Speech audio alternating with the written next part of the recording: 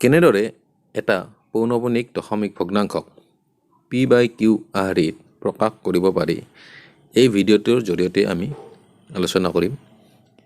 ইয়াত মই কিছুমান উদাহৰণ লৈছোঁ। প্ৰথমটো চাব 0.1 বাৰ, নেক্সট 0.35 বাৰ, 0.585 বাৰ আৰু 1.27 বাৰ। ইয়াত দশমিকৰ পিছত যিকেইটা অংক আছে আটাইকেইটাত পৌনঃপুনিক আৰু বাৰ আছে, অৰ্থাৎ বাৰ আছে। এটা এইকেইটা উদাহৰণ চোৱা 0.32 বাৰ, 0.123 বাৰ আৰু 4.32 বাৰ। ইয়াত দশমিকৰ পিছত থকা অংককেইটাত ইয়াত 3ত বাৰ নাই, ইয়াত 1ত বাৰ নাই আৰু ইয়াত 3ত বাৰ নাই। এতিয়া আমি কেনেদৰে আৰম্ভ কৰিম? প্ৰথম উদাহৰণটো লৈছোঁ 0.1 বাৰ। এইটোক আমি p/q আকৃতিত প্ৰকাশ কৰিব লাগে।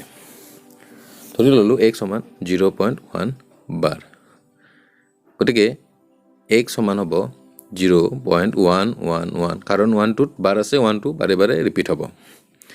গতিকে আমি 10 দি পূৰণ কৰিম, কাৰণ এটা অংক ৰিপিট হৈছে, সেইকাৰণে 10 দি পূৰণ কৰিব লাগিব।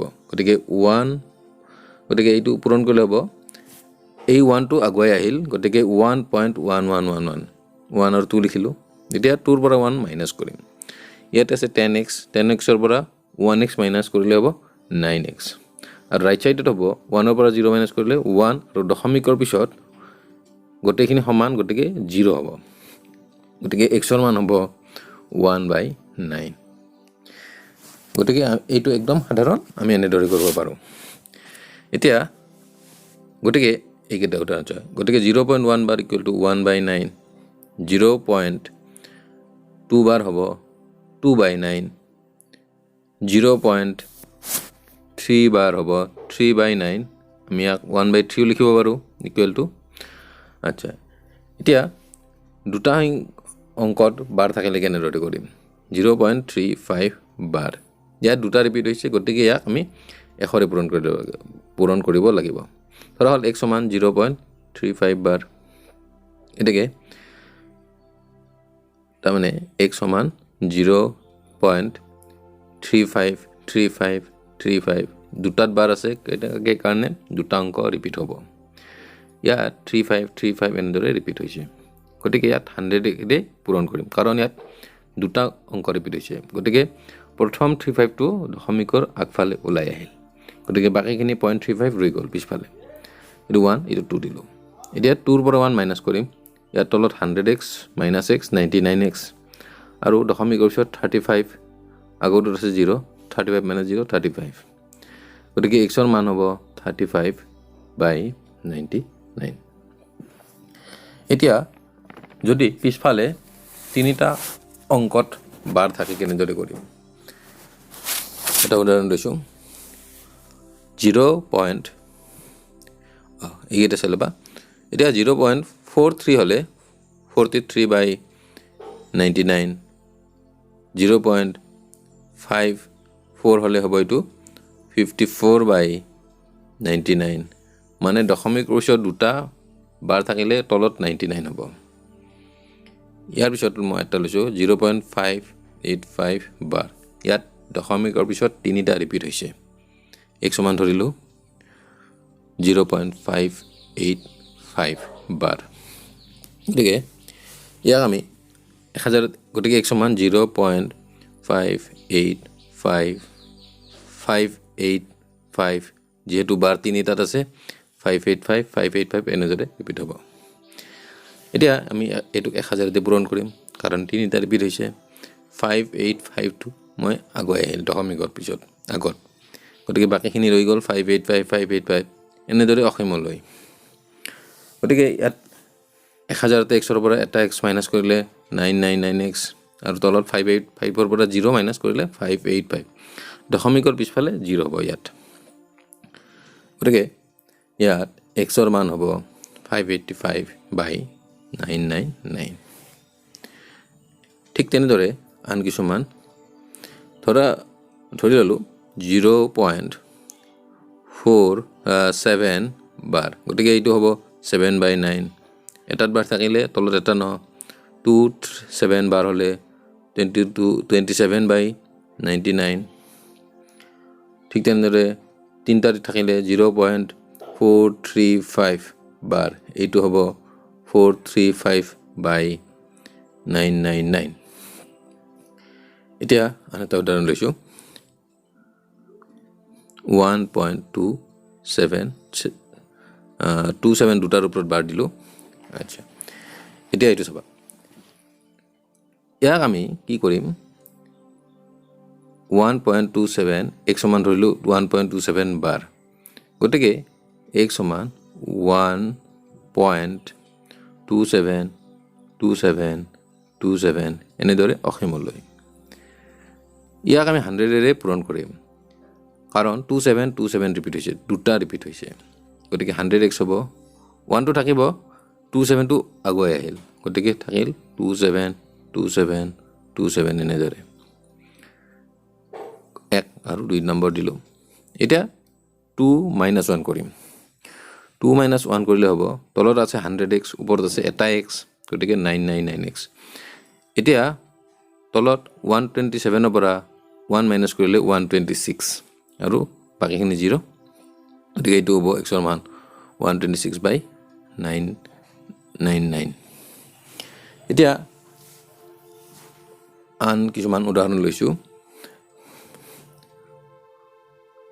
গতিকে এইটো শ্বৰ্টকাটতে কৰিব পাৰি এনেদৰে ধৰি ল'লোঁ 1.27 বাৰ এটা দুটা ৰিপিট হৈছে গতিকে ওপৰত তলত 99 ওপৰত 127 লিখি ল'লোঁ দশমিকটো উঠাই -1 কৰিম কাৰণ 1ৰ ওপৰত বাৰ নাই গতিকে 126/99 এনেদৰে কৰিব পাৰি আৰু এটা লৈছোঁ 5.23 বাৰ ইয়াত 23 দুটাত বাৰ আছে সেইকাৰণে হ'ব 99 গতিকে ওপৰত হ'ব 523 - 5 গতিকে এইটোৰ উত্তৰ হ'ব 518/99 আৰু তাও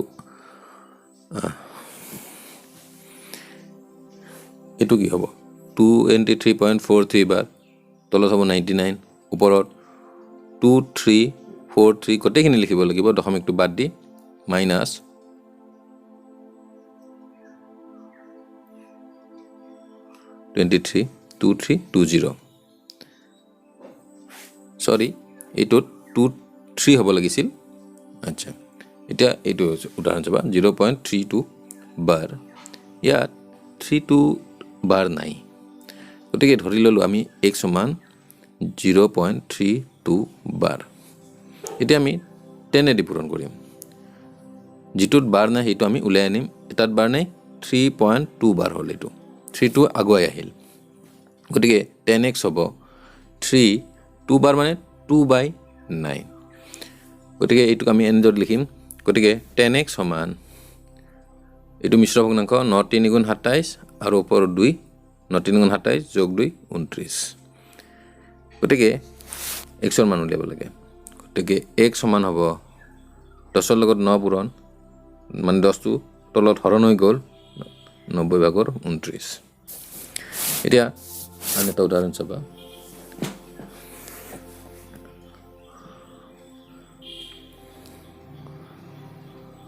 0.123 বাৰ ইয়াত দশমিকৰ পিছত দুটাত বাৰ নাই 123 বাৰ মানে 1 আৰু 2ত বাৰ নাই গতিকে আমি এইটো 100ৰে পূৰণ কৰিম গতিকে এইটো 12.3 বাৰ হ'ল গতিকে 100x সমান 12 3 বাৰ মানে 3/9 আমি 3 বাৰটো ইয়াত ব্যৱহাৰ কৰিছোঁ গতিকে 100x সমান হ'ব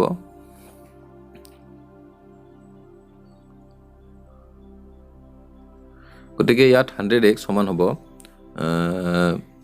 100x সমান 12ৰ লগত 9 পূৰণ 12 + 3 ওপৰত লবত হ'ব তলত 9 হ'ব ওপৰত 9 পূৰণ 12 + 3 12 9 × 108 + 3 111 এতিয়া তলত 100ৰ লগত 9 পূৰণ 9 বা গতিকে এইটো x সমান হ'ব 11/900 এতিয়া আন এটা উদাহৰণ লৈছোঁ 4.32 বাৰ। এইটোত আমি 10ৰে পূৰণ কৰিম। ধৰি ল'লোঁ x সমান 4.32 বাৰ। যিহেতু 3 বাৰ নাই, এটাত বাৰ নাই, গতিকে 10ৰে পূৰণ কৰিম। গতিকে x সমান হ'ব 43.2 বাৰ। মানে বাৰ থকাটো আমি ছিংগল কৰি ল'লোঁ। গতিকে 10x সমান 43, 2 বাৰ মানে 2/9। গতিকে 10x সমান হ'ব 43 লগত 9 পূৰণ যোগ 2। গতিকে 43 পূৰণ 9, এইটো হ'ব 387 যোগ 2। গতিকে এইটো হ'ল 389। এইটো লগত লিখিব লাগিব 389। এতিয়াকে এক্সৰ মান আমি উলিয়াব লাগিব। এক্সৰ কাষত সহক 10 আছে, গতিকে 10টো আমি গুচাই ল'ব লাগিব। আচ্ছা, এইখিনি মই মুচি লৈছোঁ।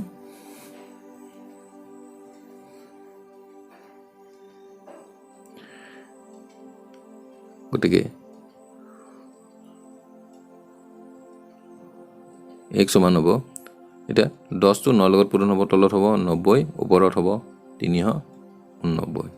গতিকে এইটোক এনেদৰে p/q আকৃতিত আমি প্ৰকাশ কৰিব পাৰোঁ। একেবাৰে সহজ। ধন্যবাদ ছাত্ৰ ছাত্ৰীসকল।